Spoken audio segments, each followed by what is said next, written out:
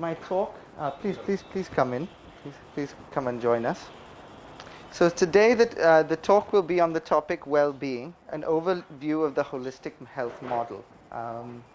Some of you might be familiar with the term holistic health, and the difference between the new model of health or well-being and the traditional model of or allopathic model.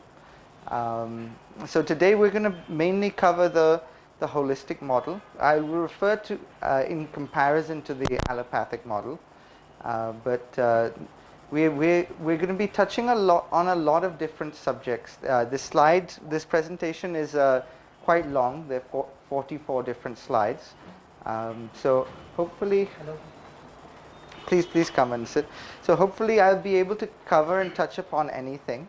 There will be some everything. There will be some time for questions and answers at the end. So without any more hesitation, let's begin. If you could bring the first slide. So this is what we're going to cover. First, the introduction. Then part one, we're going to be laying some foundation, some key principles or key tenets of what the holistic model of health is about. Part two will be personal methods, exploring different personal methods of enhancing one's well-being. Now, a lot of this will be things that you already know, things that you may have already heard before, but I'd like to repeat them again in the context of the holistic model, and then part three we'll be touching upon the different systems and approaches of holistic health which come under the holistic health model, and then finally we'll be concluding with a question and answer session. So about the speaker myself, I won't go into too much detail, but essentially I got into holistic health primarily out of need, out of necessity. There were several periods in my life where I was suffering from numerous different health issues. I was diagnosed as being bipolar and with attention deficit disorder. I also had a lot of very severe physical injuries.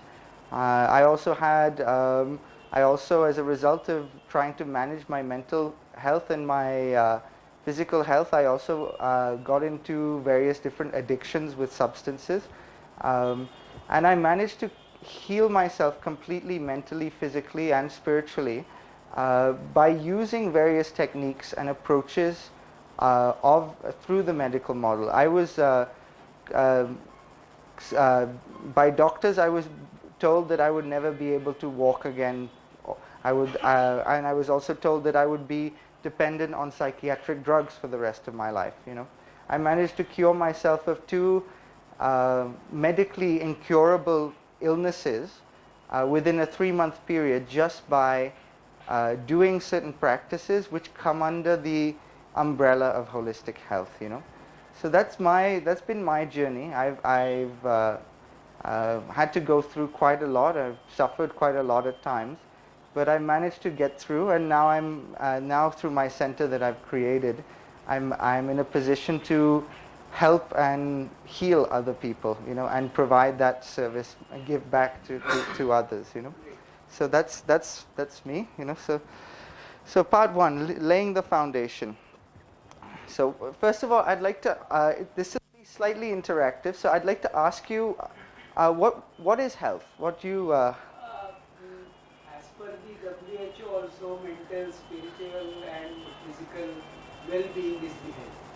But it's actually interesting that you mentioned that, because that's the next slide. But yeah, so how would you define health? I could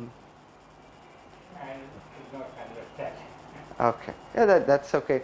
I'm sorry, my Hindi is terrible, so I speak in English, so. That mental, spiritual, physical health. I would also like to add social. Absolutely. Very social. Absolutely. And yourself, sir? What would you describe as health? Well-being, I would say, as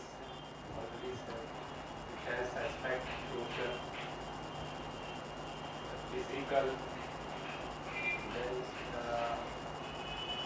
say spiritual, and even financial also we can put it, or emotional. Yeah. Absolutely. And yeah, So great. Would you two like a chance to give your opinion, or okay, great. So you're bang on the money when you there, you know. So let's change. This is the World Health Organization definition. So they say health is a state of complete physical, mental, and social well-being, and not merely the absence of disease or infirmity. Now this is in a very, the second part of the statement is very important, because the current Western medical model uh, presupposes that are if you are not experiencing any disease or infirmity, that means you're healthy. Whereas the holistic model, the new model of looking at health and well-being, is saying that it's not just about being physically well or being mentally well, it's about being a complete individual, you know, with where every uh, aspect of your life, in every aspect of your life, can be seen to be healthy. Um, so we're slowly moving from the old paradigm to the new. But it's still quite interesting that the Western medical model is still the most prevalent. That's partly to do with the relationship between the medical industry and the pharmaceutical industry. But for example, if I went to a doctor now and I said, went to a doctor and I say, you know, there's nothing wrong with me. I just want to learn how to. I'm really healthy, but I just want to bring myself to an even higher level of health. The doctor won't be able to do anything. He can't. He can only serve me if I go to him with a problem. Whereas with a holistic health practitioner, if you're at a minus, he should be able to bring you to zero. If you're a zero, then he should be able to bring you to a plus. That's the fundamental difference, you know. So anyway, let's move to the next slide. Okay, so what is holistic health? Holistic health or holistic medicine is a diverse field of alternative medicine in which the whole person is focused upon and not just malady itself, you know. In holistic health, you don't treat symptoms or ailments, you treat people. You treat an individual. And I think that's the key difference. In the traditional Western model, you're treating a symptom. You are prescribed a medication, or you're given a treatment to treat an illness. But you're not. But the whole person, his lifestyle, his diet, his interpersonal relationships, his family, his financials, you know, the whole package is not being addressed. It's just that physical symptom that has arisen in the body, you know. So that's the.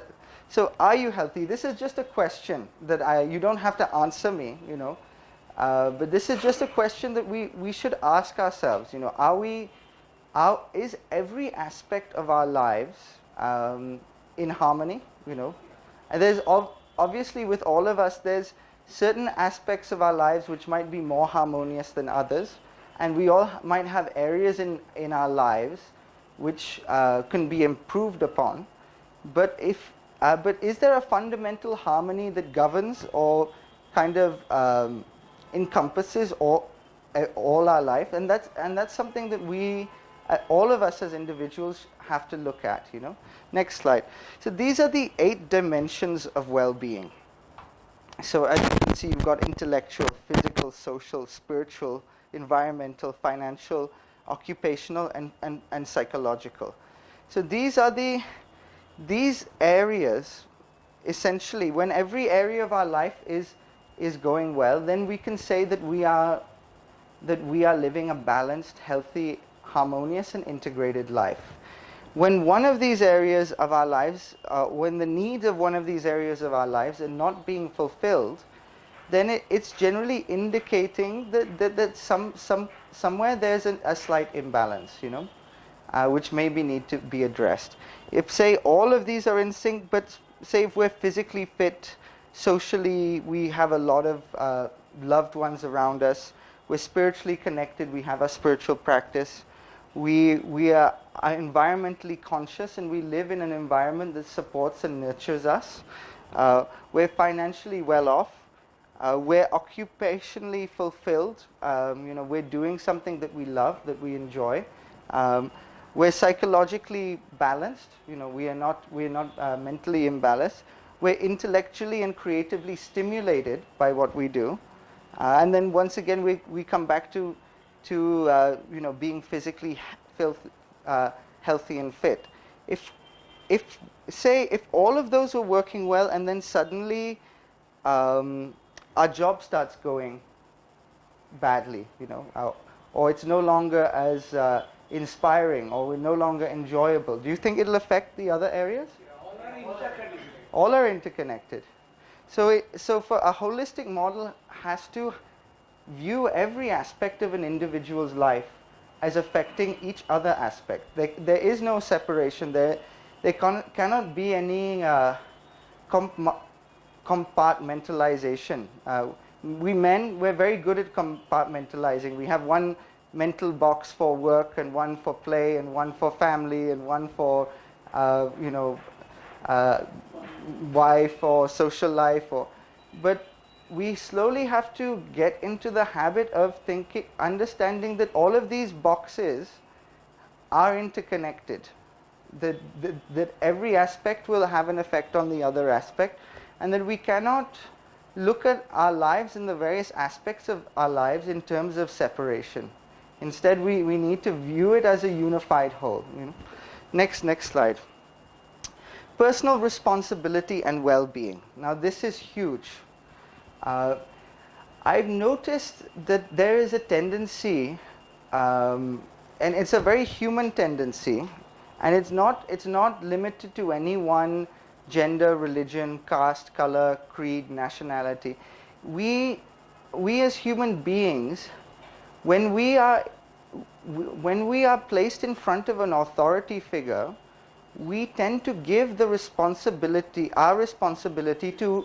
away to others who we perceive to be more knowledgeable than us. So, for example, very often parents will give the responsibility of educating their children to the teacher or the schoolmaster, instead of understanding that the first classroom a child enters is the home that he or she is born into. Simultaneously, we very often give the responsibility of our health and well-being to another person, whether it's a doctor or a physiotherapist or a counselor or a psychiatrist, or anyone who we perceive to have more knowledge and more expertise than us. Now, the doctors of this world and the counselors and the therapists, they're here to help us, but only so far as we help ourselves. So one of the most fundamental foundations or principles of the holistic model is personal responsibility towards one's health. Without that, even with the best health and wellness facilitator on the planet, you may not see results. Next slide, please. A second aspect is an individualized approach to health. Understanding that every human being on this planet is unique.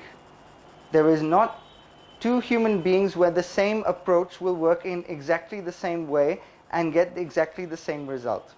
We are all unique. Therefore, we need to be viewed as individuals, and we have to treat ourselves as individuals with regards to our health and well-being. And we also have to be treated as individuals when it comes to being taken care of by a health professional. A one-size-fits-all approach cannot work. It can work for us up till a certain age. For example, if you have a group of children, or young people who are in their early teens, that is probably the cutoff point at which a group approach to holistic health or any health and well-being can be fully effective. Once we start to reach our late teens and early 20s, psychologically and biologically we all start to live very different lives and very different lifestyles, and therefore we all start to require very different approaches towards maintaining and sustaining our health and well-being. Um, so one should always be careful when you go and see a health and wellness facilitator who seems to be using a one-size-fits-all approach.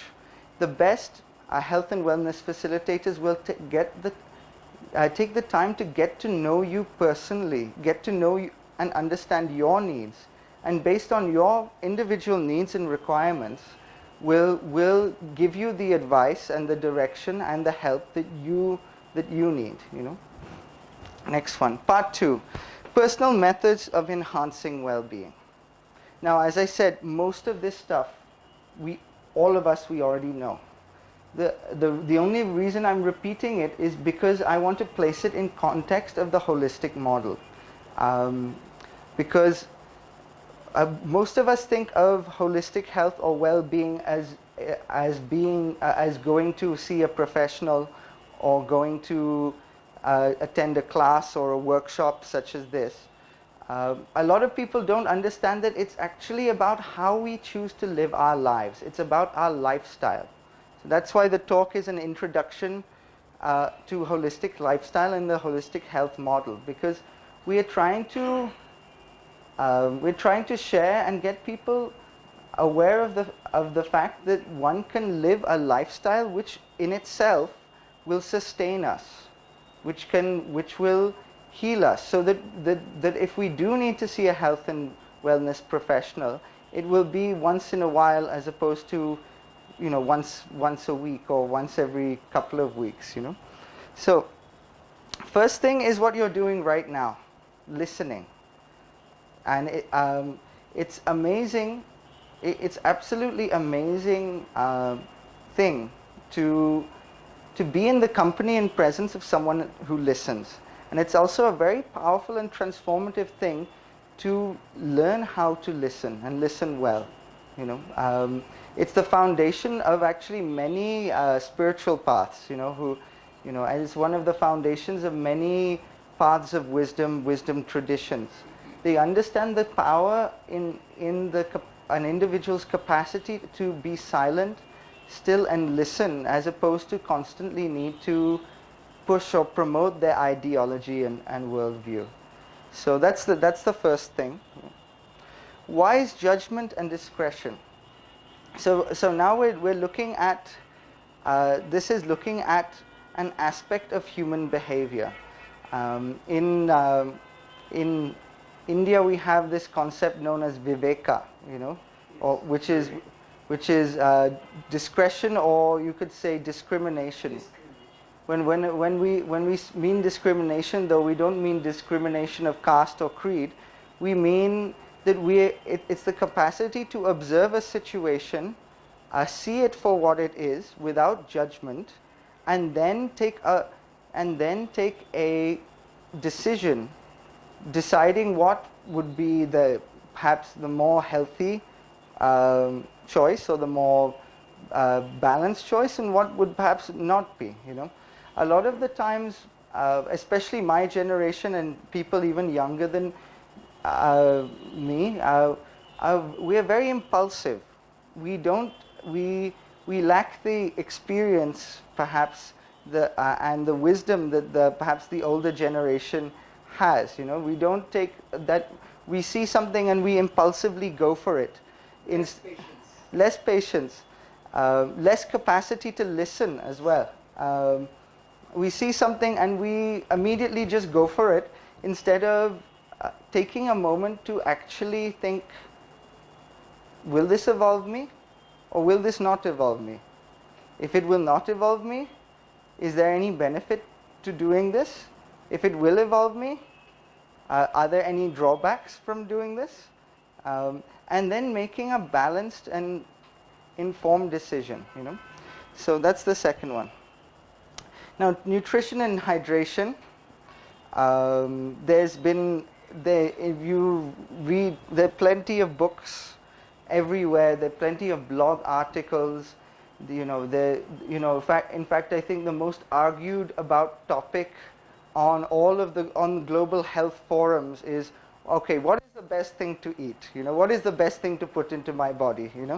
Um, so I'm not going to further that argument or talk about anything that is controversial.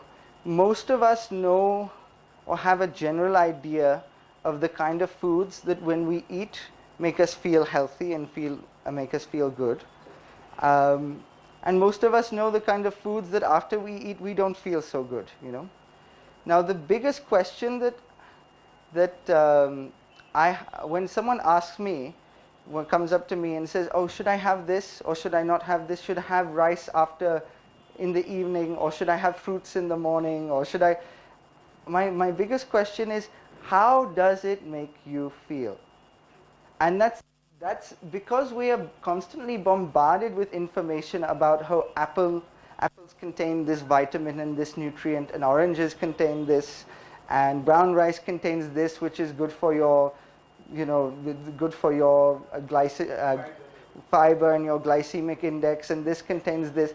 Because we're bombarded with all of these statistics, a lot of the time we forget to actually just check in with our bodies and actually see what kind of effect we can palpably feel that food is having.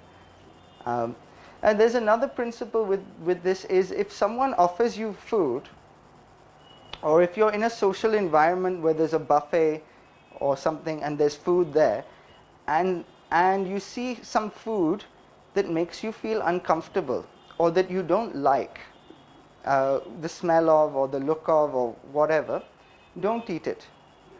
It may be fine, the food may be fine, may be nothing wrong with it, but if there's a food, if there's a food that that for whatever reason you don't like the look of or the smell of, don't eat it, because our digestion is connected to our mind.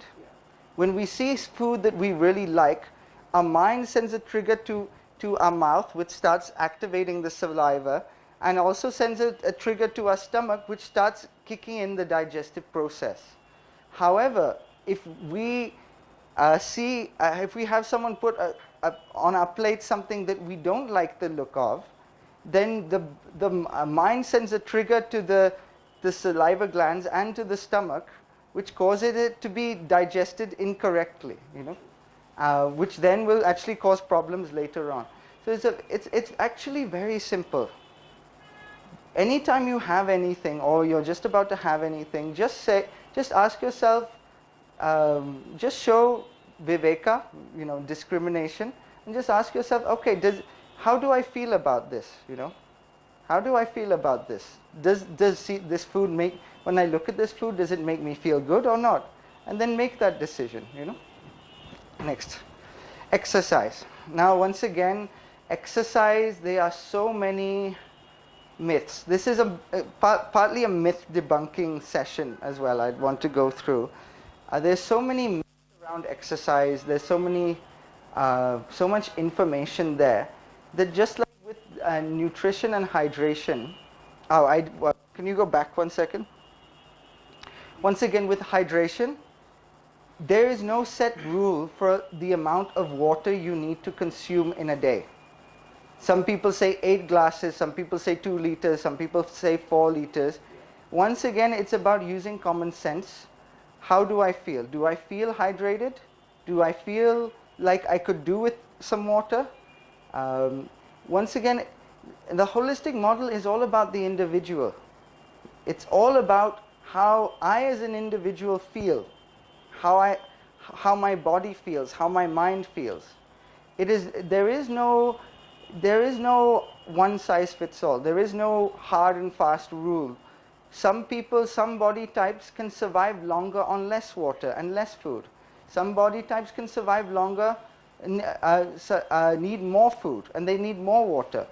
There are many different body types. There are many different dispositions. So there is no hard. In fact, many people, when you follow rules that have been set by other people, sometimes you can do yourself damage. For example, if you believe that you should have 3 to 4 liters of water a day, and you're a 4'7" person who's very small and very petite, then you could actually do yourself damage with overfilling the stomach. You can do the stomach can rupture, and you can do yourself internal damage that way. Whereas if you're a tall guy like me who's 6'2" and quite heavily built, you need extra water, because your body is larger. So, and you need more food, So excess. One thing. Yeah. When no doubt we want water, Yeah. but can we drink more than what our body requires? How to that signal comes? Even that is. The signal is once again biofeedback. When you drink, there will be a certain point where you will feel a slight bloating of the stomach. You will feel that, okay, now my stomach is full. Now it may still be hot outside, and you may still feel hot or sweating, but once you feel that the stomach is starting to bloat, that is an indication that, okay, I may be hot, I may be sweating, but my stomach is full. That water is in my system. Maybe I don't need to drink now for another half an hour or an hour, or until I use the bathroom again. The thing is a lot of us, we drink water when it's hot because we think the water will cool us down, and it gets so hot sometimes that we find ourselves constantly drinking water to get that cool feeling. Now it's very important. We drink water not to have a cool feeling. We keep water to keep ourselves from being dehydrated and dying from dehydration. So if you're in a hot environment, like it is outside today, and you're sweating, it doesn't mean that straight away you will get dehydrated and die. If you've had water, then even if you're sweating, then you should maybe wait a little bit until you can feel that in your stomach there's no bloating there, and then you can have water again after half an hour or an hour. The key is the trick is just not to constantly be having water. Constantly drinking is not good for you, and we don't constantly go to the toilet, do we? We leave gaps between the time that we do susu and then we work, and then we might go after an hour or half an hour or 2 hours or whenever we need to go. Similarly, we shouldn't be drinking all of the time. That's the key, basically. So exercise. Now exercise is something where there are a lot of myths. Should I do push-ups this way? Should I do pull-ups this way? How much exercise is required? All of that. I would say that ideally everyone should be doing between 20 to 30 minutes of light exercise a day. But once again, that's not a hard and fast rule. It all depends on the body type. I'm not saying that's a one size fits all. What I will say to you is that movement in any form is the body's mechanism of healing itself. The body heals itself through movement. So especially, for example, if there's a if some people have a sports-related injury, sometimes the doctor will say, no movement for you for 3 weeks. Personally, I would disagree with that. I would say that not no movement. I would say maybe for the first 2-3 days or 4 days you would rest, and then maybe on the 5th or 6th day just try moving around the house. Maybe just going to the fridge or going to get yourself a glass of water or something like that, and then gradually, incrementally building movement back up over time. If a human body that ceases to move starts to degenerate and decay, the inbuilt mechanism to sustain life starts to disintegrate. In order for us to remain healthy, it is imperative that we move in some way. I'll give you a classic example. Most people think that exercise is about getting a six pack and building big muscles and and looking hot and looking fit. Actually, it's more than that. It's so much more than that. It's about, fundamentally, exercising is about lubricating the joints in the body. Now, most of us have driven a car, or at least sat in a car. I think everyone has. Now, in a car, connected to the engine is the lubricating valves, or the valve that feeds the lubricating oils that go into the engine to keep the engine lubricated. Without that, the internal engine would become brittle, and at one point it would break. Simultaneously, in our body, we have this fluid called synovial fluid, which is like the lubricating oil of our bodies, which keeps our elbows and our knees and our shoulders and every joint in the body lubricated well, so that we don't have any injury. When we start to live a very sedentary lifestyle, we stop lubricating those areas of the body, and that's when issues like arthritis and various sciatica and various joint related issues can crop up. So exercise is more than just getting fit. It's about keeping all the joints in the body lubricated, and through that movement and the lubrication, through the cardiovascular pump that sends nutrients to the various parts of the body will automatically start to heal itself. It's one of the biggest exercise and movement is one of the biggest mechanisms for self-healing in the body. Exercise for activating our body parts, yes, or for the assimilation of energy that food we have taken? It's both. It is both, one aspect is of the assimilation of the food that is carried into the bloodstream that goes to the various organs of the body, various parts of the body.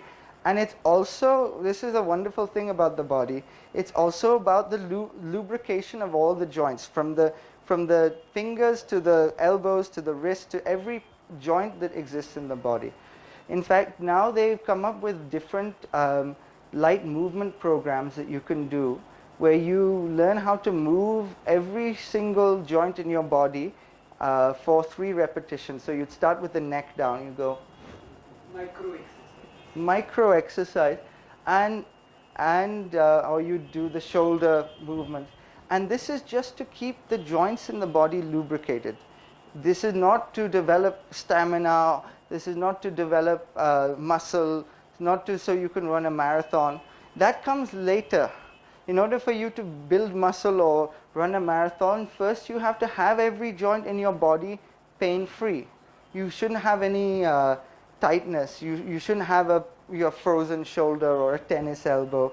Even things like tennis elbow is a result of overstraining the joint without sufficient lubrication. So that's the thing. Now, sleep. Once again, there are so many things talked about when it comes to sleep. Some people say 8 hours, some people say 10 hours, some people say 6 hours. There's some people who publish books on how you can survive on only 4 hours of sleep a night for years and be productive. 3 weeks back, I met a Tai Chi master, a master of Tai Chi and other Chinese martial arts.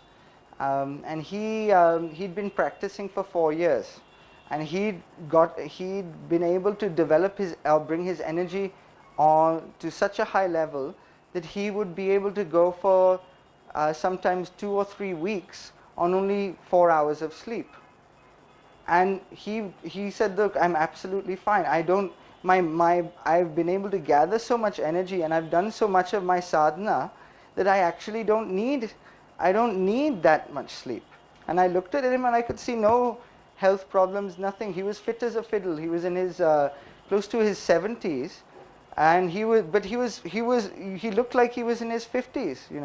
and he was strong and fit, and in fact he had more energy than I had. I mean, so 1 second, I just get this water.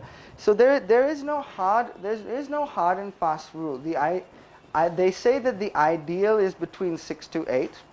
Some people need more, some people need less. Once again, it comes back to personal responsibility, and it comes back to your own judgment, discrimination, and discretion, in order to listen to yourself and say, okay, this is who I am right now. This is the amount of sleep I require. I should not hold myself to the requirements or the behaviors of others. I should listen to what my system is telling me. If I need 10 hours a night to sleep, to function, then that's because that's who I am. That does not make me a less person or a more person. If I only need 5 hours of sleep, that means that's because that's who I am. So next one, doing what you love.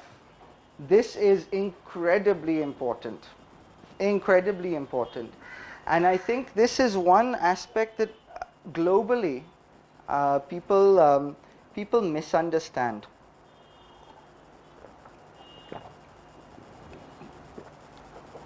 There are many people on this earth that are in professions or in occupations that neither fulfill them creatively or nor inspire them. There are many people who have spent their entire life doing something that they don't enjoy out of a sense of obligation or a duty to others, whether it's their mother or their father or their wife or their children. And as a result of that, many people then over the years start to generate a sense of resentment, not only towards themselves and towards their work, but also towards the people around them who have caused them, or who they feel are responsible for placing them into a position where they have to do something that they neither love or they are creatively inspired by. Now I understand we all as human beings, we live in a world where money is important, where we need to eat, we need to live, and especially as men, there's always a need to provide for one's family, that biological need or imperative to be the man and to take care of one's loved ones, not only financially but also physically and emotionally, and in all the ways that we can nourish and care for the ones that we love.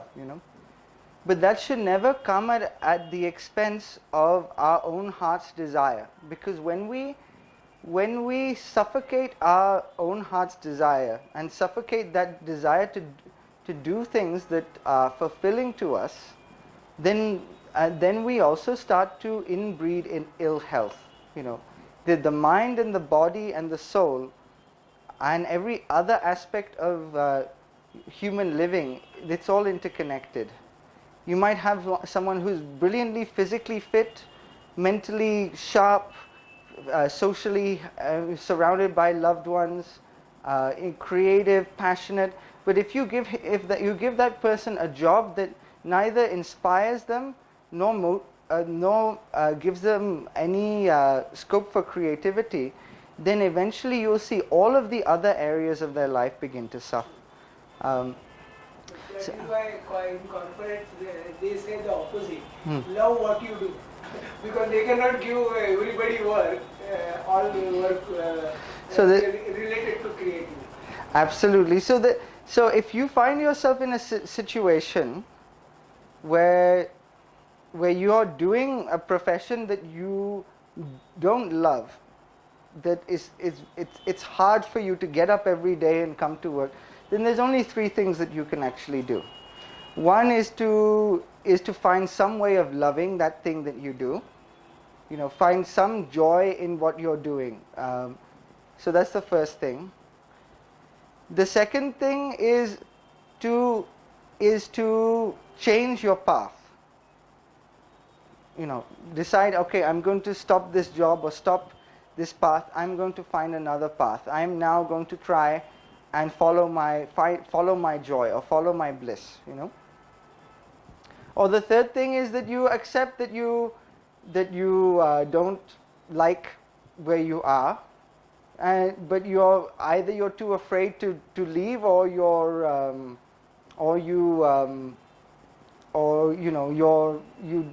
for whatever reason you don't want to leave, and you continue living in what I would call hell, you know. So those are the only three things, you know. There's a path of love, there is the path of fear, and there's a path of ignorance, you know. The path of love will always be to find the love in whatever one is doing. The path of fear would be to run away, you know? And the path of ignorance is to just say, okay, it's like this, but you know what, I'll just keep my head down and just keep on trying to go with it. Continue with the same, you know. Ultimately, we all go through that journey where for whatever reason we feel that we need to find our path, you know.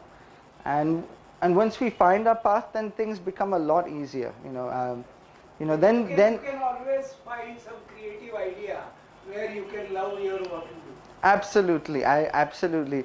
There's a famous story of a man who inherited a shoe factory, his father's shoe factory, and his factory was failing. This is in England.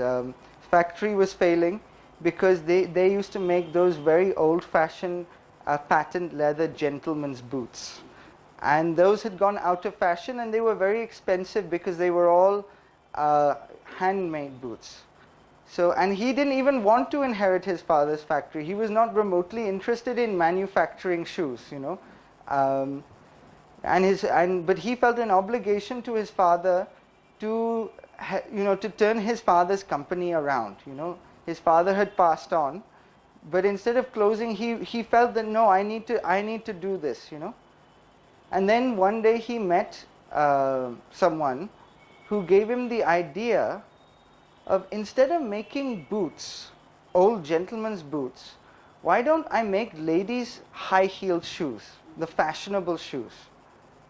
So he got his team together, his manufacturing team, and he said, now why don't we, now let's try this, let's diversify this. And it was a big deal for his team, because for generations they had only made these boots that were worn by wealthy English lords and ladies, you know, and you know, nobility and all of that, you know. So they finally made these ladies' shoes, and they sent them to the Milan Fashion Week, where they cleared house. You know, they were a huge success, and he was able to not only turn his family's company around, but he was also, through his own creativity, he was also able to start to do something that he was more interested in.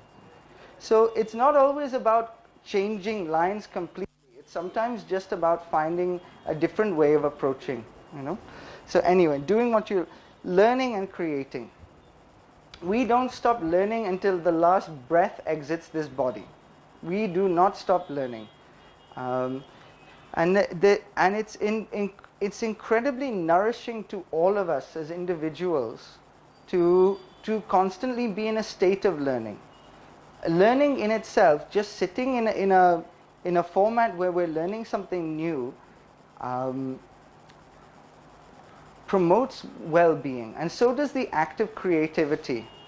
There's a reason why, for example, artists or painters or musicians, if you ever see them while they're practicing their art, a lot of times you might look at them and you might say that they're in a state of bliss, or they're in a state of meditation, because the act of doing something which either enables you to learn or grow as a human being, or enables you to create something, is incredibly important and incredibly promotive when it comes to holistic health and well-being. Next one, meditation. I cured myself of several incurable mental illnesses through meditation that I told you about. In fact, while I was going through that process, there were times where I had to meditate for about 8 hours a day. Yeah, I did. Sometimes, when I was transitioning from someone who was suffering from bipolar disorder to someone, a normal human being, yeah, there were periods where I had to do 8 hours a day at a stretch just to calm the mind down, to rewire the brain. Because most people think that once you have a mental condition, then that's it. Then that's it. You have to have counseling or you have to have psychiatric drugs, and you will never be able to hold down a job or a profession. You'll never be any use to society. You are always going to be a burden. You are always going to be a liability. That is not true.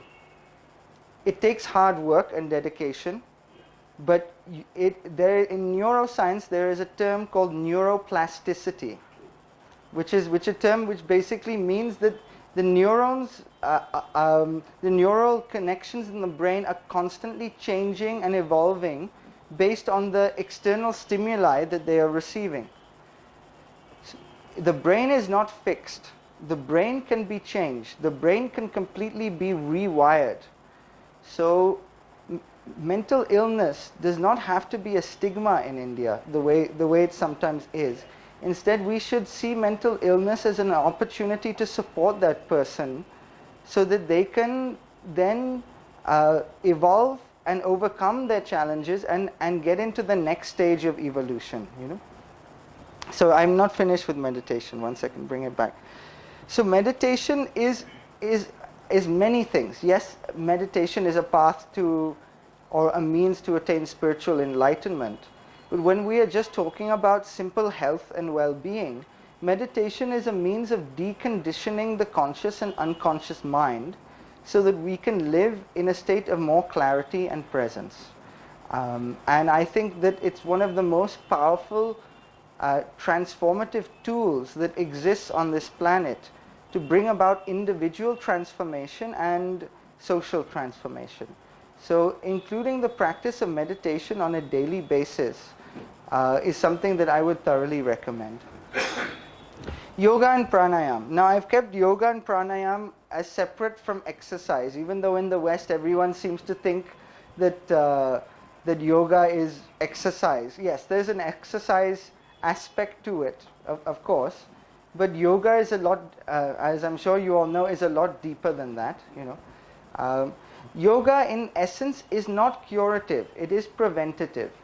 It is there to be practiced so illness, imbalance, disease, or disharmony in the system and in one's life does not occur in the first place. Pranayam is amazing because your breath is the first thing that you experience in this life, and it is the last thing that you will experience in this life. So learning how to control one's breath is a huge thing when it comes to understanding and living a balanced and harmonious existence. Engaging with arts and culture. Why have I put this there? Because human beings for thousands of years have created arts and culture, music, poetry, sculpture, paintings, dance, as a means of its expression of its joy of life. Engaging with artistic pursuits, engaging with cultural pursuits helps you to reconnect with that dimension of the joy of life. And we are very blessed to be alive. We are very blessed to be given this experience of life, irrespective of how difficult one's life may be, how many challenges one may have gone through in the past. The very fact that we have been blessed with the opportunity to experience this reality is in and itself something so huge that it's beyond comprehension.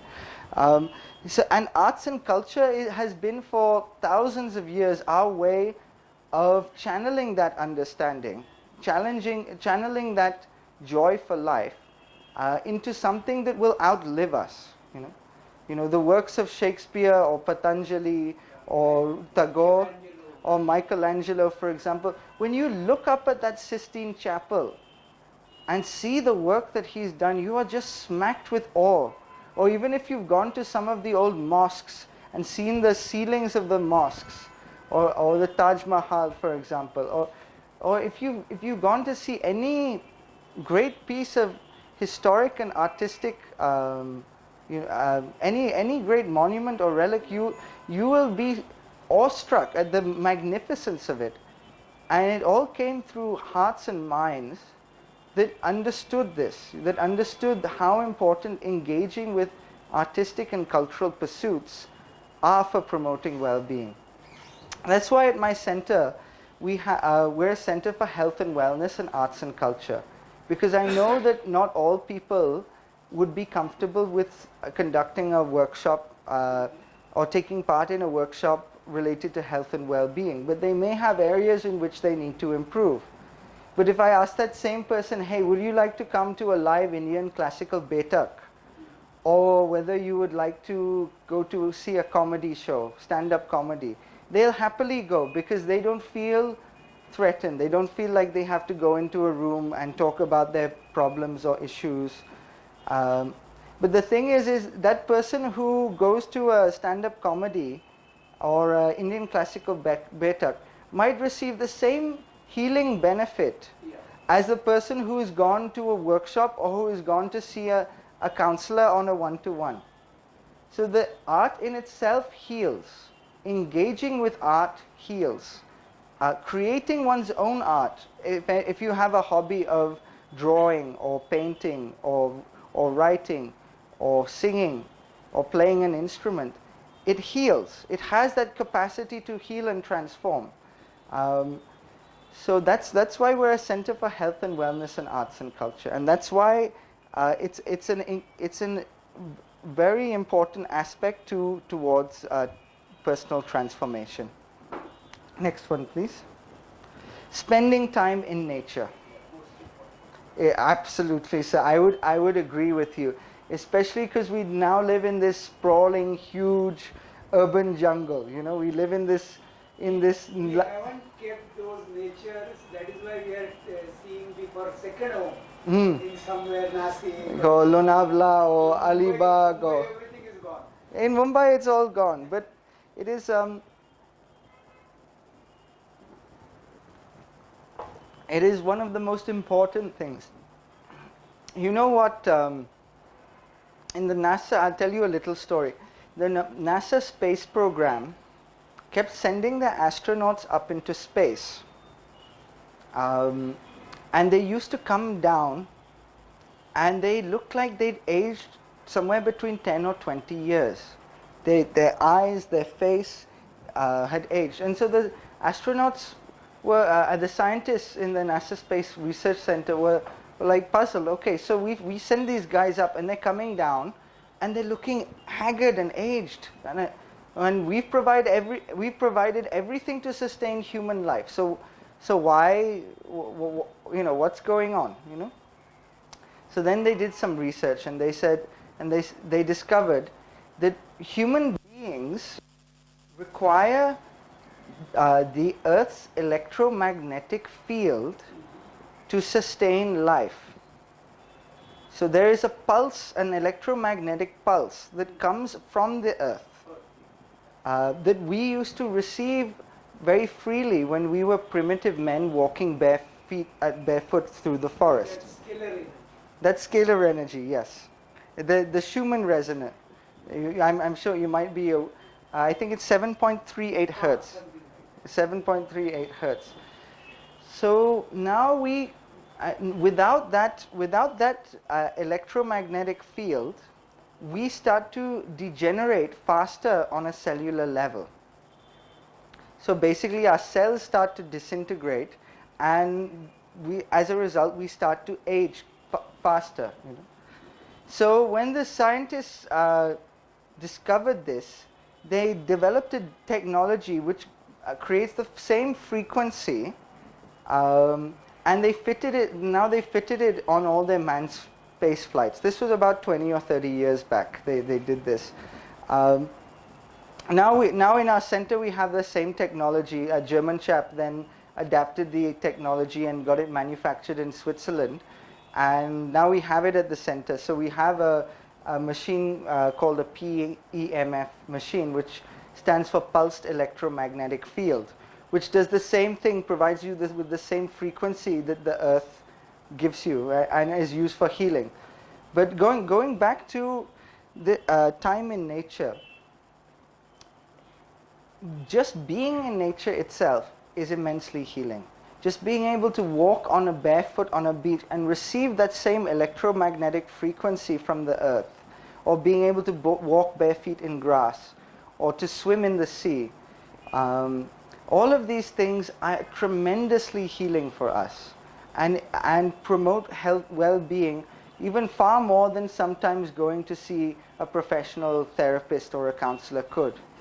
In fact, that's why in the old days, in Victorian times, it was very common for those who were unwell to take a trip to the sea. You know, the people who were living in London in the English Victorian times, when they were feeling unwell, they would rent a cottage in Brighton or somewhere by the sea, and stay there for a few weeks or a few months, and felt that the sea air and the nature had provided enough restorative power for that person to feel well again. You know, now in the city, it's very difficult to find a lot of green areas. But I think it's still very important to go with family to maybe a park, go to Priyadarshini Park or Hanging Gardens, or even the Azaid Maidan, or even the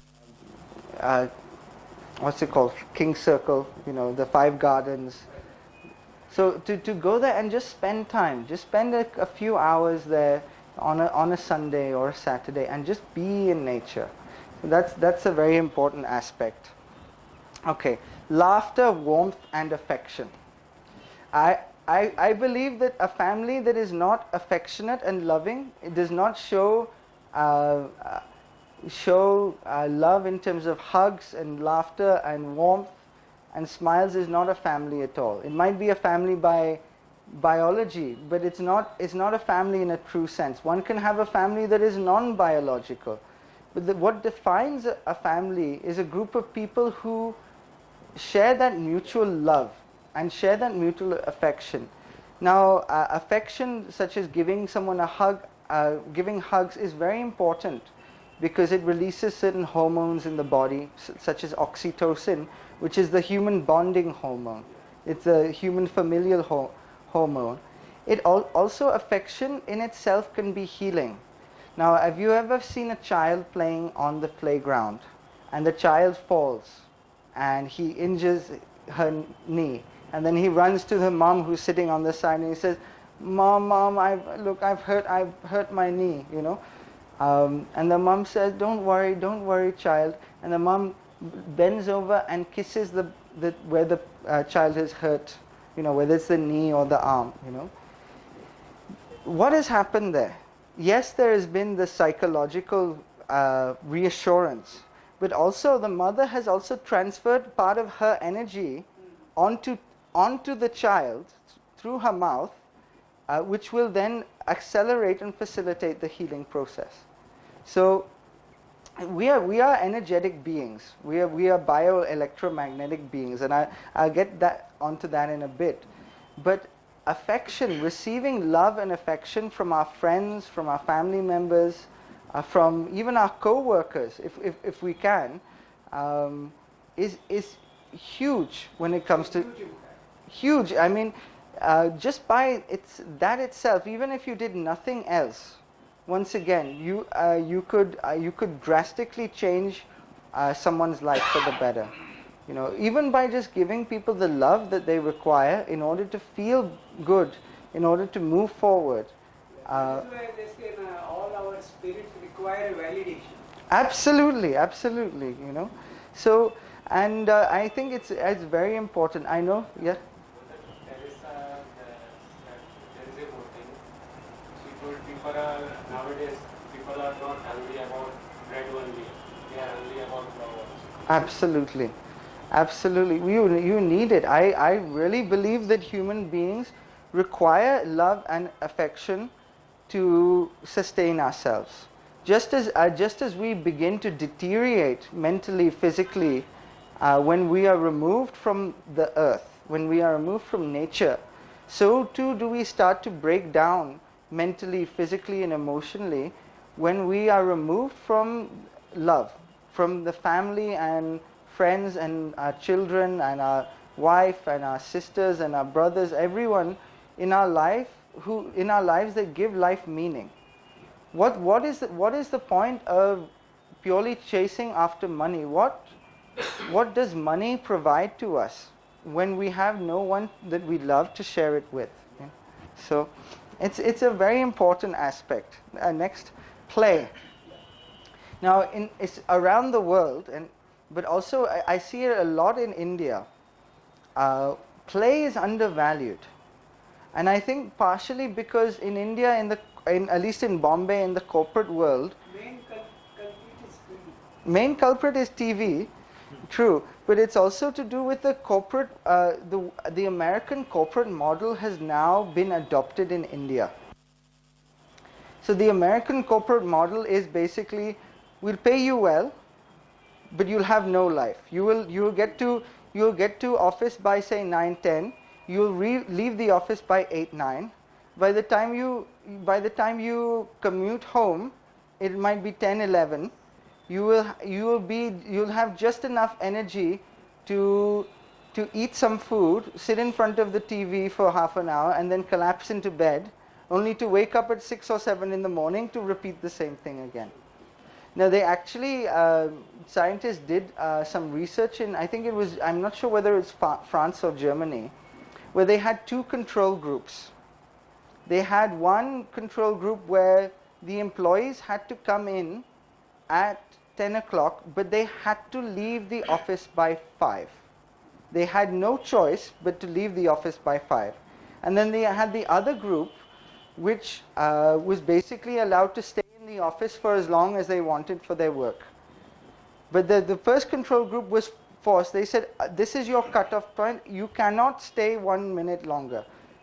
And they said that you have to spend your time in recreation. You have to spend time playing with your children, with your family. They actually found that the control group that had the highest level of productivity was the first control group, because it was being allowed to go home.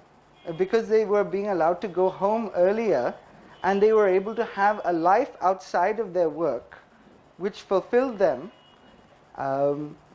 And they found that the second control group, while they were in office most of the time, they were constantly in office and their mind was not allowed to come out of that work environment. A lot of the time was being spent in unproductive activities, like just joking with the other colleagues, doing time pass, all of that kind of thing. So play is very important. Play is the way that human beings explore and rediscover different aspects of our psyche, and it's also a way that we kind of digest things that happen in the past through play. Psychologically we digest and process things. If we don't have play, then that whole aspect of or dimension of our lives remains unfulfilled. Because you clearly break our old patterns. Absolutely. And it's important to break patterns, because without breaking patterns, then we remain stuck for the rest of our lives. And celebration. This is a huge part. When I mean celebration, I don't mean going out and getting drunk. I don't mean. Nowadays, their definition is like that. Yes, yeah. It's very sad. It's very sad that people think that, oh, if I'm celebrating, that means I must go out, eat non-veg, or that horrible oily, sticky fried food. I have to drink lots. I have to smoke lots, and I have to listen to this dance music or EDM, and that's me celebrating. And to be honest, most people think that that's play as well, which it's not. What I mean about celebration, and this was shared to me by a very enlightened man, a guru of, I think, a disciple of Swami Muktananda, who then later became his own guru. Celebration is actually about living in the present. When we celebrate something, we give our full attention to that thing. Think about it. For example, when you're at a birthday and they're just about to blow the candles, have you noticed is for that moment when the person is just about to blow the candles, everyone is watching, everyone has their full attention on that thing. That moment is the actual celebration. The cake, the candles, the food, the guest, the party streamers, the music, all of that is what is around that moment of blowing out the candles. Now imagine if we could take that moment where everyone is in complete presence, where everyone is completely in the moment, and apply it to every aspect of our lives. Where we could live each and every moment of our lives as a celebration. Wouldn't that be a great thing? Festival, joining all. See the festival, absolutely. But I am saying that the festivals are great. But wouldn't it be great that every day became a celebration? It doesn't mean that we have to blast loud music every day. It doesn't mean that we have to be dancing in the street every day. But if we define or understand celebration, and to celebrate is something is to give ourselves completely to that thing in the moment, then we can celebrate every day of our lives. We can celebrate the joy that it is to be given the opportunity to live in the first place. One thought came to my mind. Yes. Celebration is or self-liberation. It can be that way also. Very true. Very, very, very true. But when we truly celebrate something, we are liberated. So you're absolutely right. Celebration is self-liberation in that sense, Next one.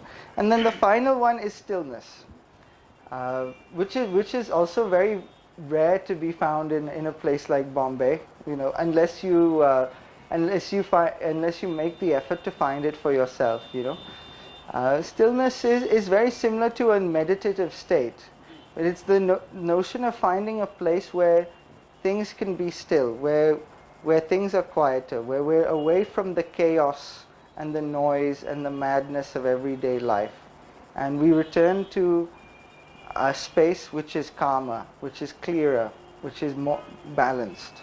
Actually, we could say that we must experience stillness in every activity. Absolutely, and that stillness is directly connected to celebration, because unless the mind is still, it cannot be truly present to what is. Unless we are truly present to what is, then we can never truly celebrate or appreciate what we have in this moment. So stillness is a huge foundation of most meditative wisdom traditions. For example, Taoism or Zen Buddhism, or even the Advaita, for example, or even Sufism. They all come from this space.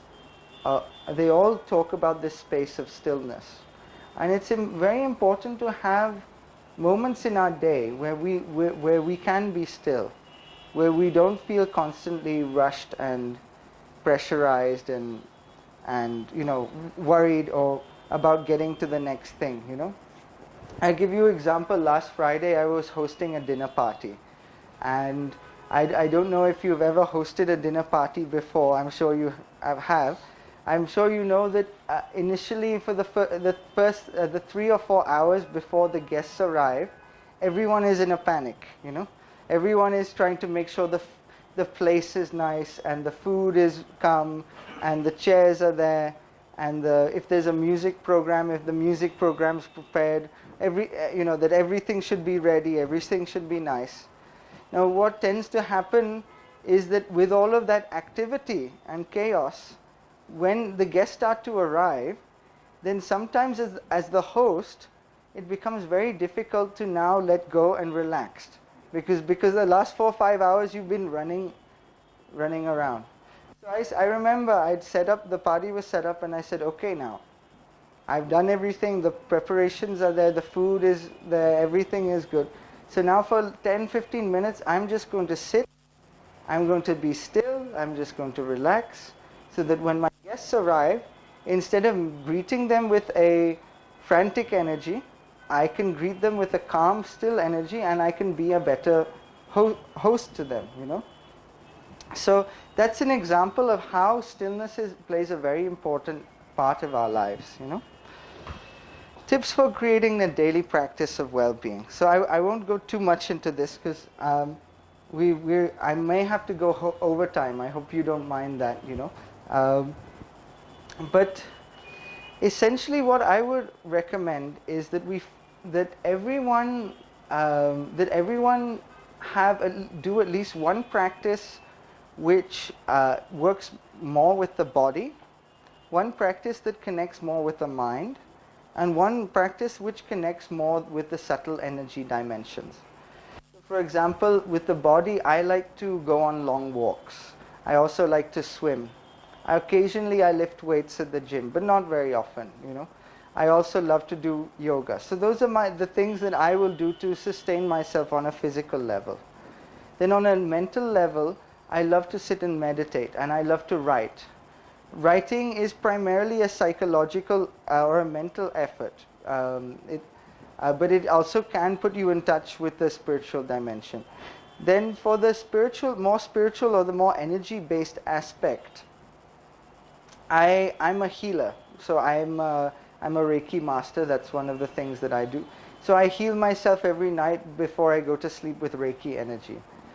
So by having those three fundamental aspects, the mind, body, soul, and having different daily practices for each, one is able to address those main areas. Then of course there are the other areas like one's social life, from family life, but for those primarily it's about being present, it's about being attentive, it's about showing judgment and discrimination. So with those, so long as one has taken care of oneself and sustained oneself, so one is in harmony, then it becomes a lot easier to be a part of the social dynamic, So that's that really. What else? I've noticed that especially amongst young people. I mean, I'm sure most of you are more senior and more evolved individuals. So I don't really need to say this, but I'll go ahead and say it anyway. A lot of young people, when it comes to finding practices, they like to chop and change. So this week I'm doing Reiki. The next week I'm going to be doing theta healing. The next week I'm going to do Kundalini yoga, and then this week I'm going to do Hatha yoga, and next week I'm going to go deep sea diving.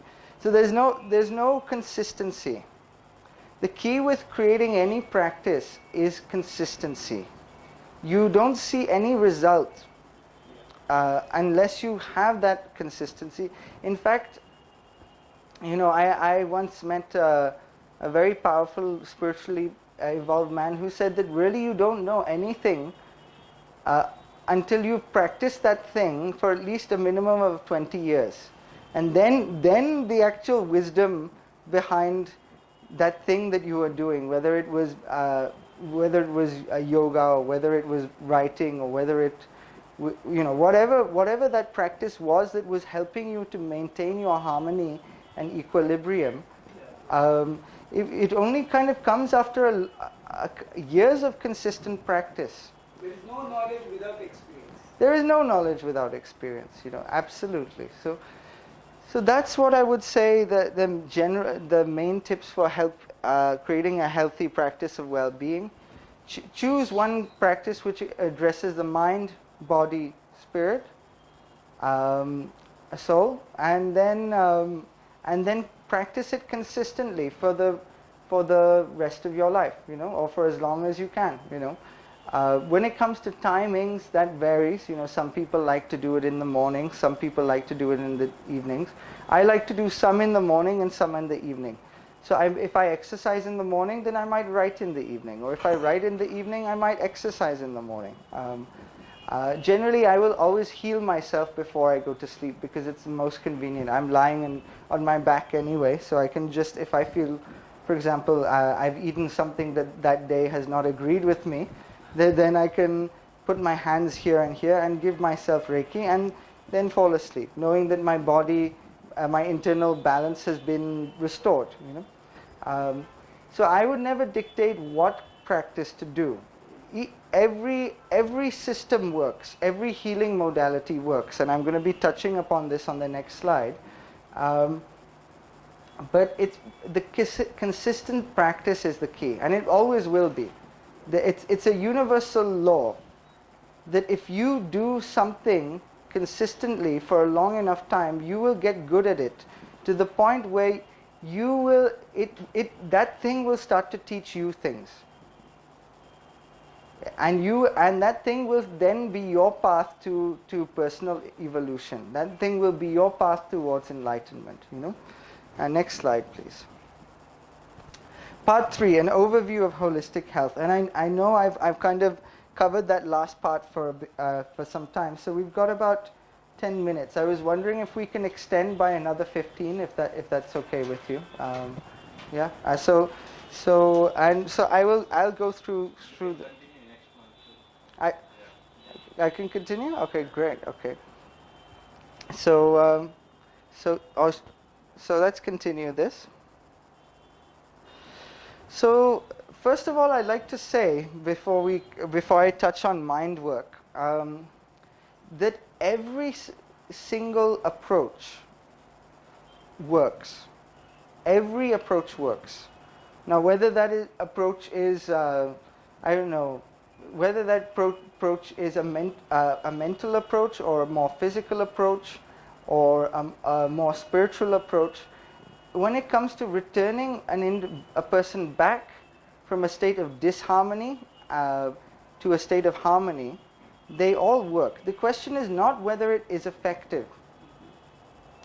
The question is that approach effective for you as an individual, or is that approach the most effective for you as an individual?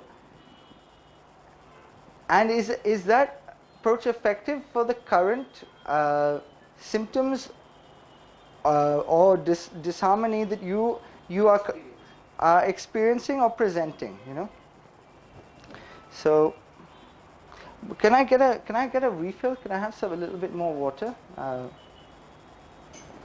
Thanks. So, the way I like to look at the holistic model and all of the various approaches is that they are all entry points into the psyche, into the being. Each entry point has a potential for changing the other aspects. So, for example, I can heal the body through the mind, or I can heal the mind through the body. It's possible to heal the mind through the body, or I can heal the soul through the body, or the body through the soul.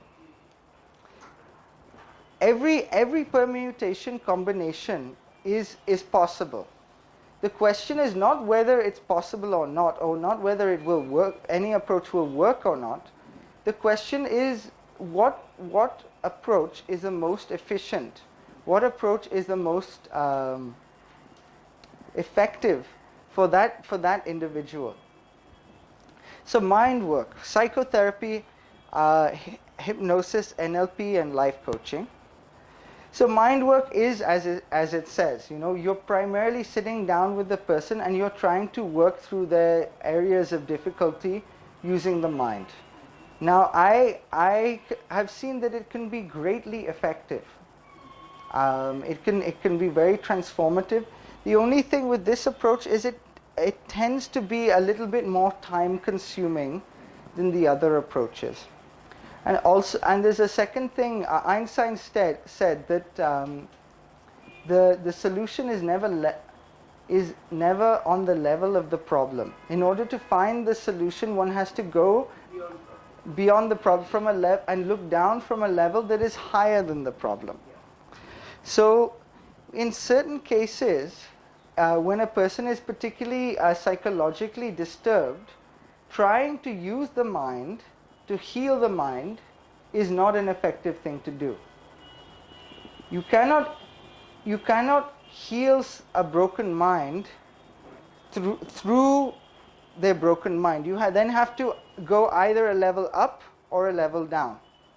So going level down would be encouraging them to engage in, say, physical activities or team games to start getting themselves back into the body and less into the mind. And through that, over time, you could actually heal a mental disturbance. Another way would be to allow that person to come into a meditative state, and through meditation, they could start to heal the imbalance of the mind. So, psychotherapy, most people know, is counseling. Hypnosis and NLP. Hypnosis is a means where you take someone in a unconscious state, and you are able to explore their unconscious and make changes in order for them to overcome certain limitations. NLP, as most people are now aware, because it's used a lot in corporate offices, is almost like a form of conversational hypnosis.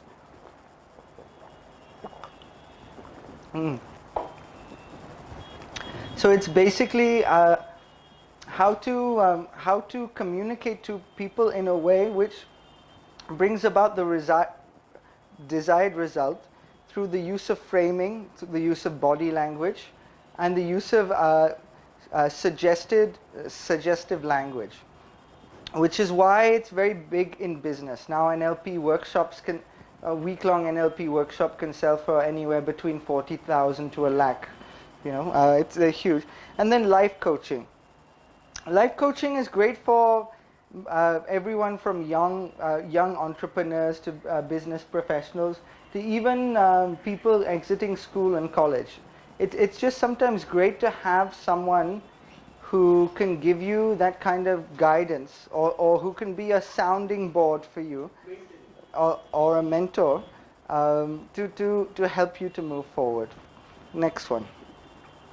Body work, massage, shiatsu, and chiropractic. Once again, now this is working primarily with the body, but once again, through the body you can heal the mind. For example, I used to work I'm a trained massage therapist myself, and I know that there have been times when my client has broken down in tears on the massage table, and that's not because I've been pushing too hard. It's because we store memory and we store negative emotion in the body, and when that negative emotion gets trapped in the body, it can cause us to walk with tension. It can cause our shoulders to seize up, or cause a tightness in the back. When through massage or through body work that tension and pain is released, then that person, in order for it to be released, that person has to re-experience it, or rather that pain comes up from the subconscious body mind through to the conscious mind, where it is experienced, accepted, and then released. And through that process, sometimes a person will sometimes it brings that person to tears. So body work can be a great way of even healing the mind, or releasing trapped emotions, trapped feelings in the mind, in order to bring that person once again into a state of balance and equilibrium. Next one. Energy work. Energy work and energy healing modalities. Personally, I love working with energy work because it's great. One of the great things about energy work is that unlike working with the mind, the person doesn't need to go through their past history with you. They don't need to relive the trauma of the past. All they need to do is come, tell you where the pain or the symptoms that they're experiencing are, and then you can immediately start working with them. Now energy work is an area where a lot of people are very skeptical, because we are in touch with our mind. We have thoughts. We're in touch with our body. We can feel our body. Okay, this collection of atoms and molecules that has kind of configured itself together in this form is a body, and I can feel it. But most of us who are not involved in some kind of spiritual sadhana, or who are not involved in some kind of meditative practice, most of us are not in touch with the subtle dimensions of energy that flow through our body. A lot of us are not connected with that. So to convince someone that yes, okay, we are physical beings and we are mental beings and we are emotional beings, but we're also energetic beings. For a lot, it's it's something new to them. But yes, we are bioelectromagnetic beings. Well, what does that mean? Bio means organic. Electro means that we naturally produce electricity. Magnet means we have magnetism. We have poles. So if we're bioelectromagnetic beings, it means that we have currents through us. We have transistors, or not transistors, but we have channels that flow through us. And we can actually heal any imbalance on an energetic level, and that will reflect on a psychological level and also reflect on a physical level. So Reiki is one that I use. Reiki now has become a buzzword. It's really misused as a term. But Reiki actually in Japanese only translates to universal energy. Rei, universal, ki means energy. That's actually what it means.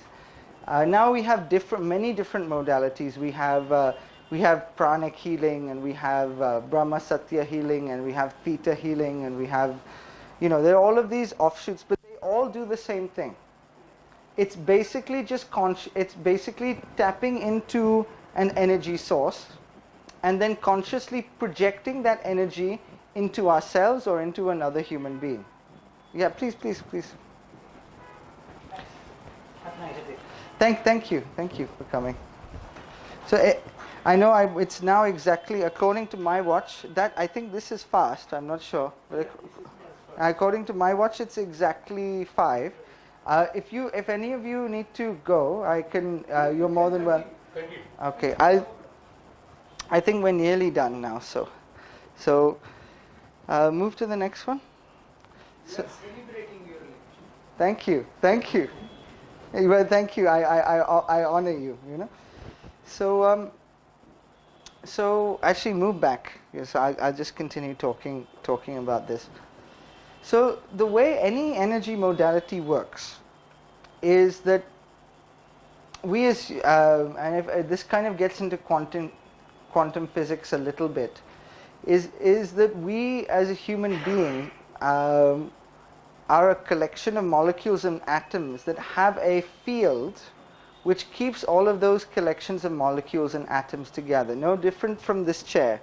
For example, this chair has a field around it which holds all of the molecules and atoms of the chair in place, so that it creates the appearance of being a chair. Now, if I had a ray gun and I was able to blast this chair with a frequency which made its field disintegrate, then then this chair would look like a puddle of goo on the floor. Similarly, we have a field that keeps the entire body together, and then we have subfields as well. For example, they have a field that tells the heart to remain a heart.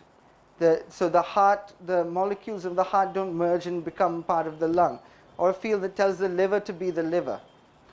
In energetic terms, they call these SOFs, or SOEFs, which stands for subtle organizing energy field.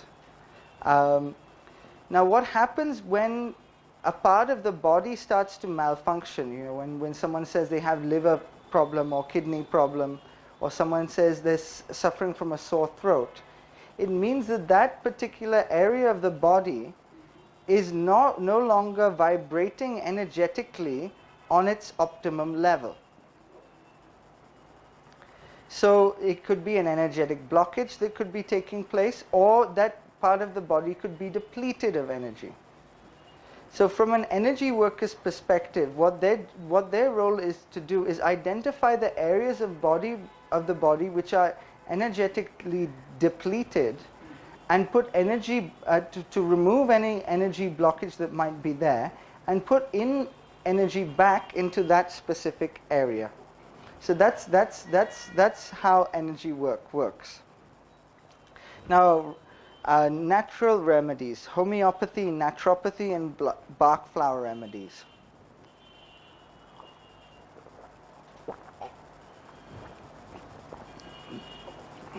So natural remedies, and now these are just three. There are many. There are hundreds of different natural remedies and schools of natural remedies that exist on the planet. But these primarily work on the premise that there's certain compounds that naturally occur in nature that can restore the body's balance and harmony.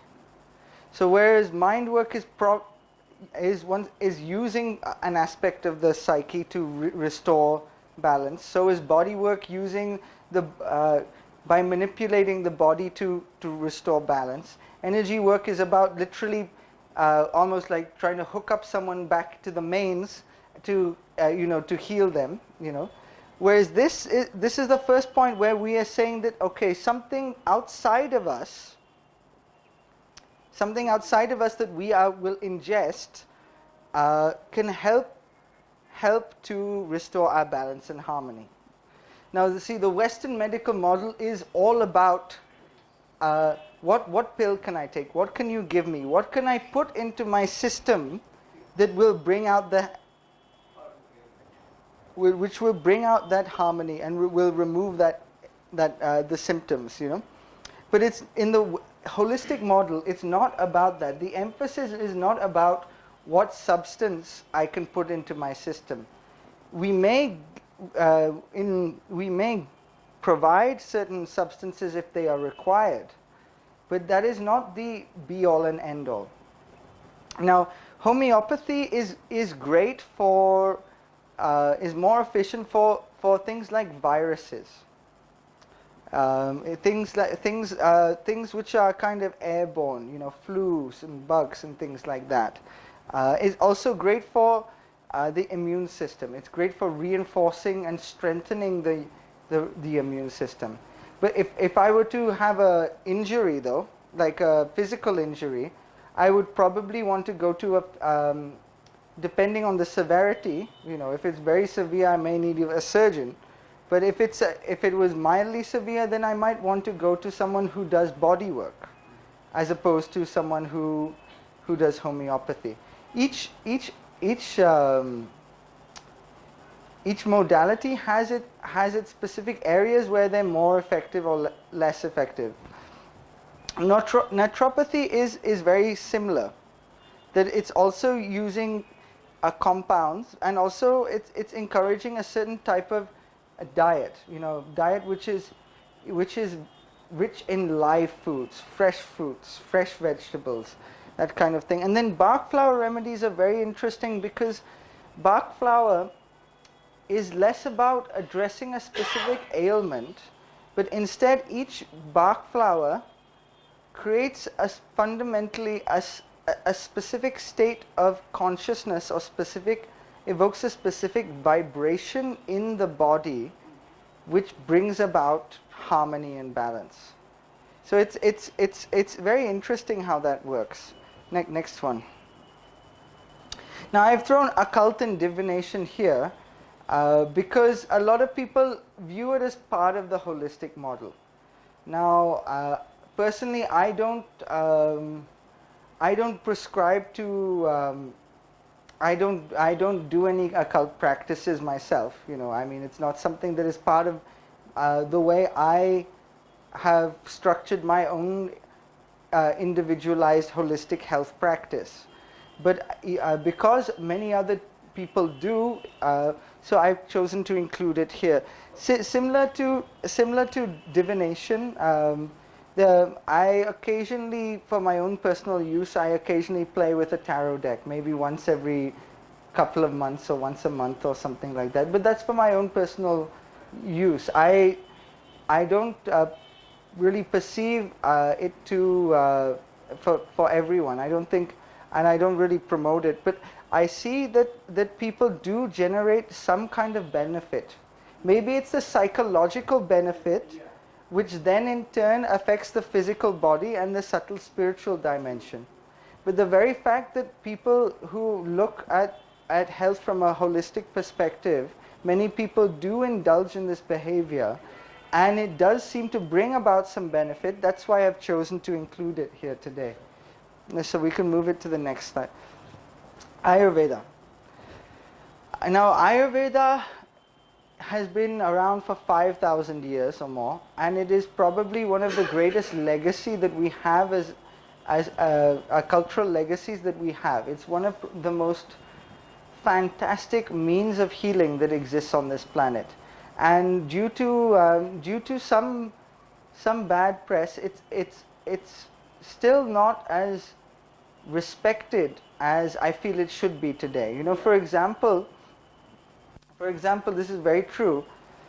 Doctors in India who go to study Ayurveda are generally the ones who have failed the entrance exams to get into a mainstream Western medical college. Well, now I find it very funny that Western medicine has only been around for what, the last 200 years, if that, maybe 250, in its modern form. Okay, you can go back to the time of Hippocrates in ancient Greece if you want to, if you really want to trace its roots. But I'm talking about its modern form. With the It started with sulfur. With what? The discovery of sulfur. Sulfur. It started with the discovery of sulfur drugs, then penicillin. Not more than 100 years. Not more than 100 years. So, I mean, some people have said 250, some people have said 200. Some people have said 100 years in its modern form. And yet, in our own country, Ayurveda is kind of looked down upon in comparison to Western medicine. Now, they say it's because in Western medicine we have clinical trials. We have, before any new drug is released, there's hundreds of thousands and sometimes even millions. They have developed statistics. And they have developed statistics. And unfortunately, we haven't. Yes, but the thing is, if you think about it, if an Ayurvedic preparation has been if certain Ayurvedic preparations or compounds have been existing for thousands of years, then do you think that we, in our own way, we've had more trials? I mean, maybe not clinical trials, maybe not recorded statistics, but do you think that we've had more room for trial and error than the Western medical model has when it comes to certain things? For example, I'll give you a classic example. If I have a stomach upset, any housewife will tell you this as well. You have dry ginger powder, sunti, right? You drink that, within 5-10 minutes, you find your stomach has settled. Now this has been there for, I don't know, hundreds of years, probably thousands of years. You don't need to take a chemical compound of what do they take these days what do you buy in the chemist for a bad stomach? I can't even remember. They have these atrivin, is it something like that? This thing that they mix with water and you drink it. Yeah, yeah. And I think in the abroad they give it a different.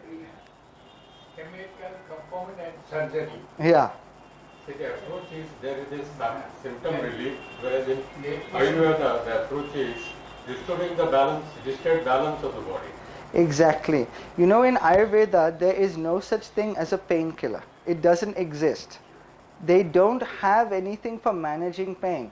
And the reason is because the viewpoint is that we should be able to heal you completely. There should be pain management is not even part of the question. And so it is with all truly holistic models of health. The idea should never be about managing pain. It's about eliminating all pain symptoms from their Because that is not the root cause. yeah, of course, and you have to go to the root. Absolutely. Next one. Chinese medicine and acupuncture. Now, acupuncture is by far the most efficient means of removing acute pain that I have yet to encounter, and far more efficient and permanent than taking a painkiller. Because when you take any painkiller or pain suppressant, that's what you're doing. You're suppressing the pain. The symptom is still there. And the cause is still there, but you've just numbed your body to the extent that you can no longer feel it.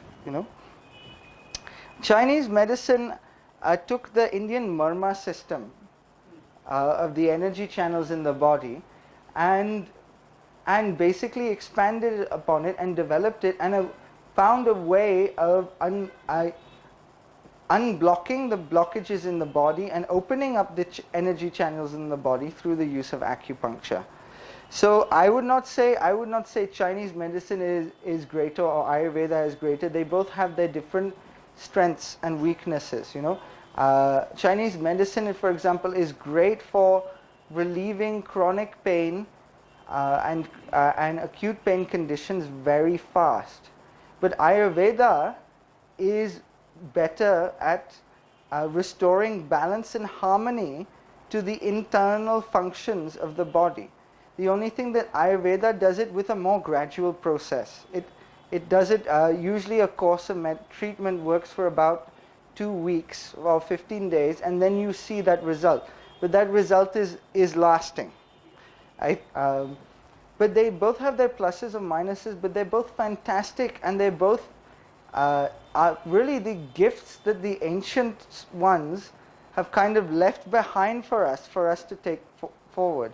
They're Ayurveda is probably one of the greatest gifts that we as Indians has been able to give to humanity, alongside yoga, and meditation and pranayam. So we should be I think we should be very proud of our Indian cultural heritage in that sense. And please. Okay, tribal medicine and shamanism. So in many parts of the world, people still use the traditional tribal medicines that their ancestors and forefathers have been using for thousands and thousands of years. Last year I was very privileged and very honored to be invited to a traditional South American Brazilian healing ceremony. This was in Europe. But the actual shaman had been using these herbal medicines since the age of 8 years old. His mother came from you could call it a parampara, and so for 4 days I stayed in the countryside and I took part in the healing ceremony, and I also took part in the medicines that he had prepared. And it was a very transformative experience. It was a very powerful experience. The thing is with tribal medicine and shamanism is because it's very similar to it's taught and very similar to the paramparas that are taught it used to be taught in India, and in some places it still is, that it very much varies from facilitator to facilitator. One should always be sure that you're receiving it from a person who is knowledgeable and who's had that kind of level of and depth of experience. In fact, at the end I will be giving some tips for finding a good facilitator. What is this shamanism? Shamanism is one of the you could say is the primitive man's way of healing, magic, connecting with nature and spirituality. In most tribal settings, you would have the village, you would have the circle of village elders, you would have the village chief, and then you would have the shaman or the witch doctor, as they used to call them. So each person in that tribal community would have a different role and responsibility. And it was the responsibility of the witch doctor to administer healing and medicine, and also to study the healing and medicinal arts using the local herbs and fungi and the things that were growing in their local environment, to come up with a medicine that would take care of different specific ailments. So that's how shamanism arose from. So their ceremony, traditionally, the ceremonies would have a fire and the beating of drums. They would have music, and they would have ritual, and also sometimes the ingestion of different compounds of roots or leaves or plants in order to bring about that specific healing effect that was required for that specific ailment. So that's what that is, I think, mankind's earliest attempt at it's a kind of mankind's earliest attempt at the healing arts, before we developed into civilization, before we had cities, before we had roads, before we even had a concept of currency, or before we even had any kind of when we were just roaming the forest barefoot and picking up different things that were growing from the trees or growing on the ground and eating them, and living in communal tribes. That's where it originated from. But now in the modern context, shamanism is that combined with the informed knowledge of what all of these different plants and compounds do. So we may have kept the ritual and the ceremony, but we are now armed with the knowledge that our forefathers perhaps did not have. So, individualized holistic health training. So this is something that is very rare, which we do at our center. There's a few places on the planet which now are starting to do this, which are starting to understand that you can no longer have a one-size-fits-all approach, and that any training that says that it's comprehensive has to be completely individualized.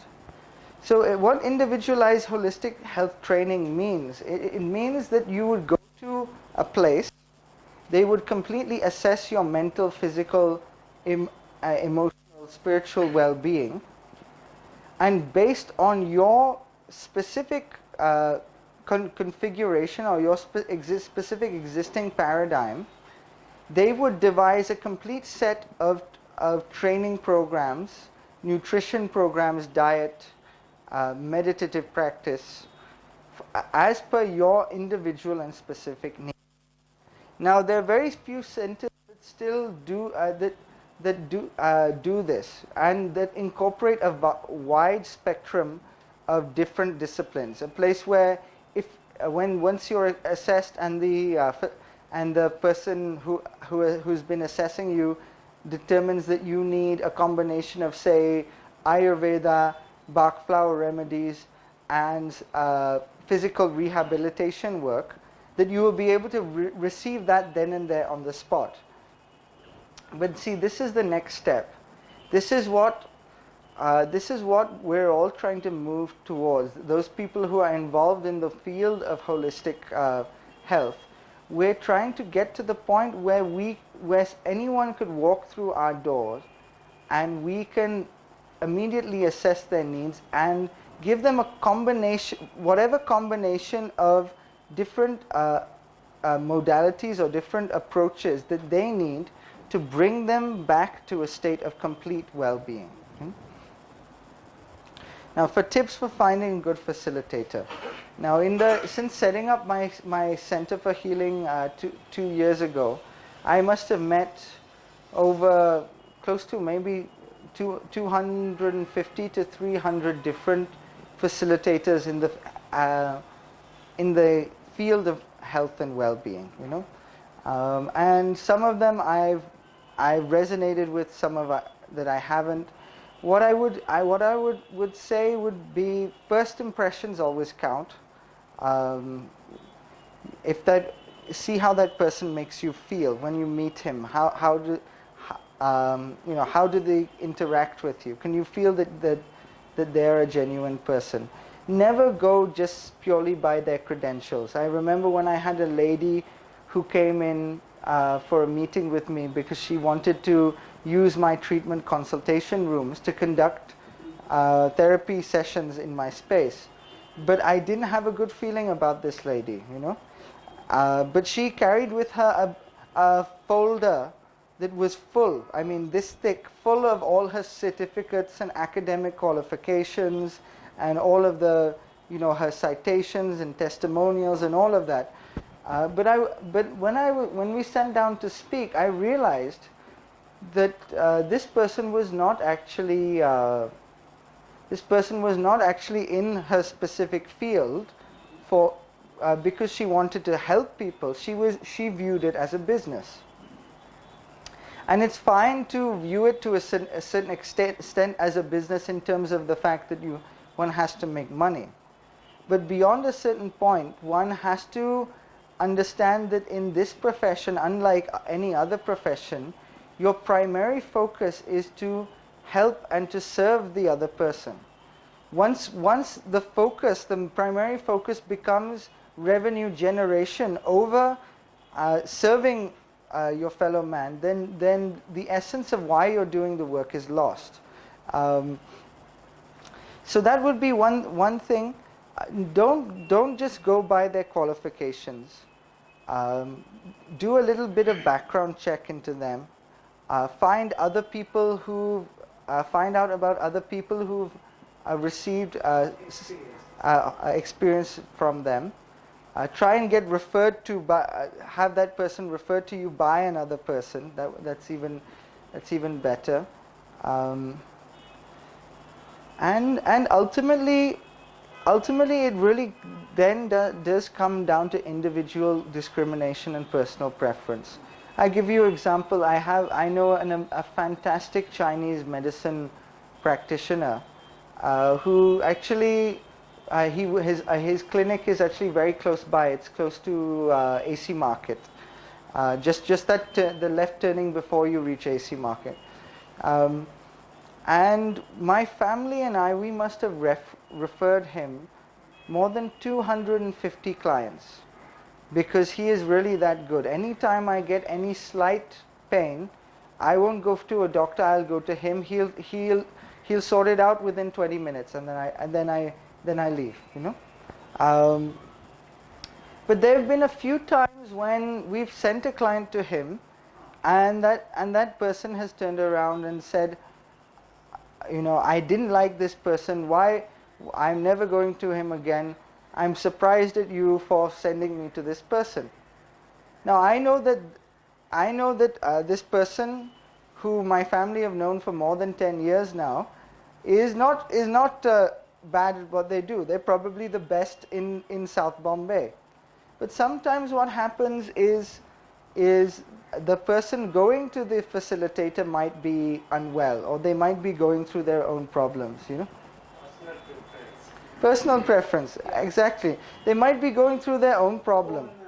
And sometimes when a person likes to is going through their own problems, they tend to project it onto the therapist. Once again, we're talking about giving responsibility away. Sometimes giving our responsibility away is not just about saying, okay, sir, you are the doctor, I am the patient, I put my life in your hands. Sometimes also giving responsibility is saying, you were responsible for making me unwell. Why, you're responsible, why did you do this, Either way, whether you're putting someone on a pedestal, or you're putting them down, you're still not taking responsibility for your own well-being, and that's the most important, So I think that's it, really. Is there anything else? So that's it, really. I mean, that's the holistic model, to, every, it is possible, I believe, to heal any ailment. We have facilitators who've healed themselves, for example, through naturopathy, from stage 4 cancer.